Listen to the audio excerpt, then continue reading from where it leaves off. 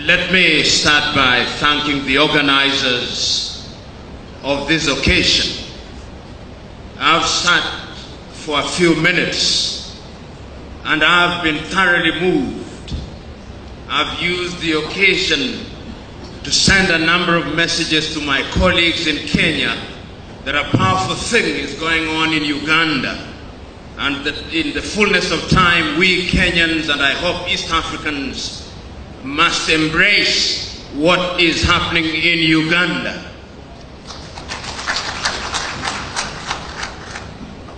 Corruption is something that we talk about.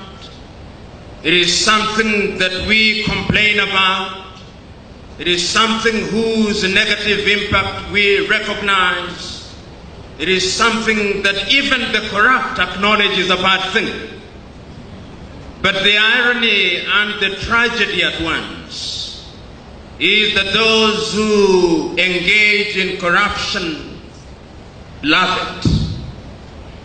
The tragedy at once is that those of us who do not engage in it directly accommodate it. Our levels of tolerance for corruption in Africa is amazing. A long time ago, a great Greek philosopher said that it is in the nature of man to hang the small thieves and to elect the great ones into public office. We do that in Uganda, we do that in Kenya, we do that in Tanzania, we do that in Africa. And that is why Africa remains the poorest continent on earth. I was this morning rereading a book which I commend to you, a book written by a young Zambian economist called Dambisa Moyo, the book called Dead Aid. And in the introduction in that book, there is a note which was found in the bodies of two young Guineans who died while trying to run away from Africa. Today, many young Africans are running away. Not so long ago, about 4 weeks to be exact, 300 young Africans drowned in the Mediterranean Sea in Lampedusa because they were running away from Africa.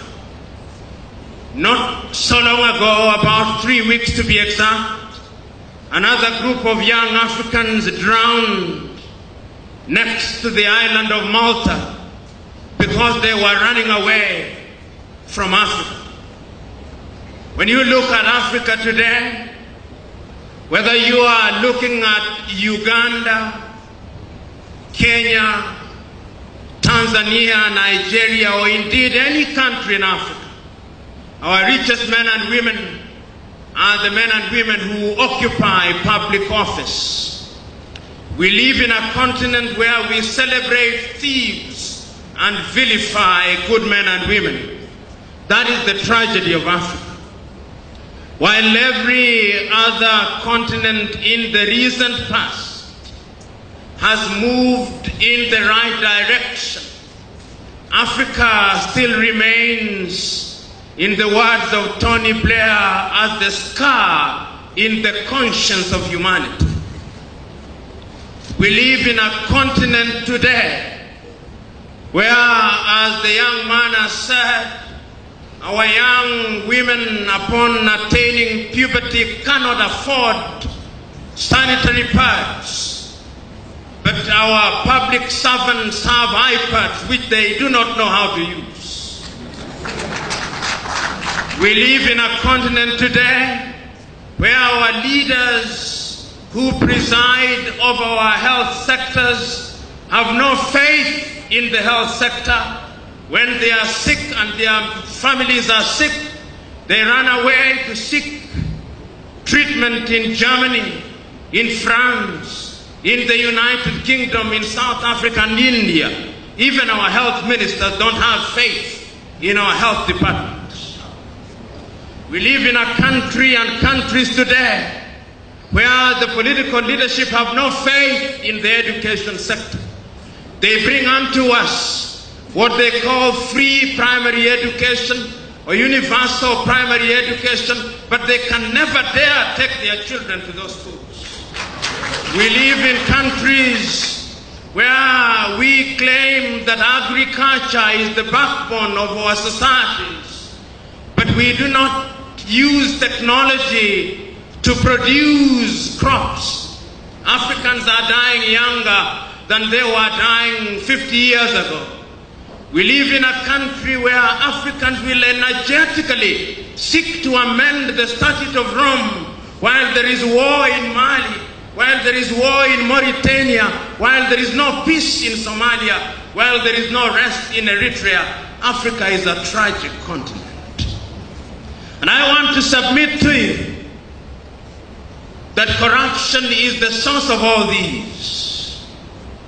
For some reason, a reason that I do not understand, Africans still engage in primitive accumulation. Many Africans, particularly those in public service, will never rest until they have homes in different capitals in the world which they'll never live in. They have cars which they'll never drive. They have beds of gold which they never sleep on because they have no sleep anyway. They buy food which they cannot eat because they long lost their appetites. We live in sad times. I had the privilege of serving as the director of the Kenyan Anti-Corruption Commission.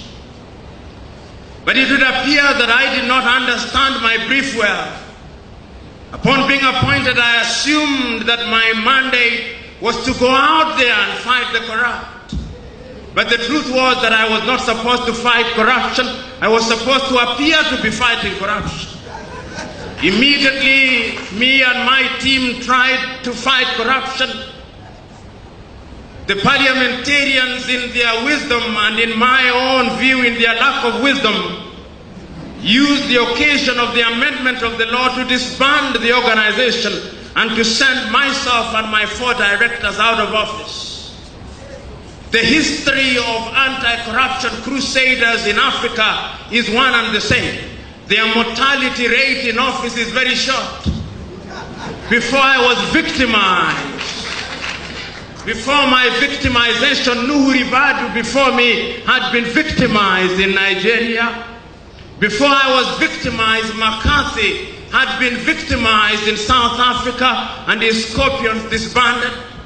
Before I was victimized, my equivalent in Malawi had been victimized. Before I had been victimized, my equivalent in Zambia had been victimized. It would appear that in Africa, if you serve your full term, it is because you have refused to fight corruption.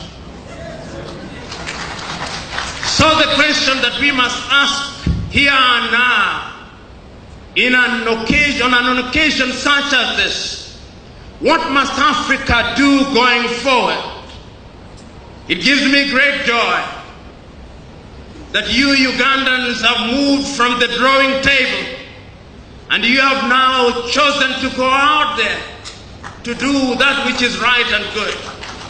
You have chosen today, through the commencement of the caravan, to move from the comfort of hotels in Kampala to go into Karamoja land, to go into Gulu, to go into Teso, to go into Hoima, to go into Kasese, to go into Mtukula, to go into all the corners of Uganda, so that the conscience of Ugandans can be reawakened, so that they may realize that corruption is a cancer that must not be allowed to grow.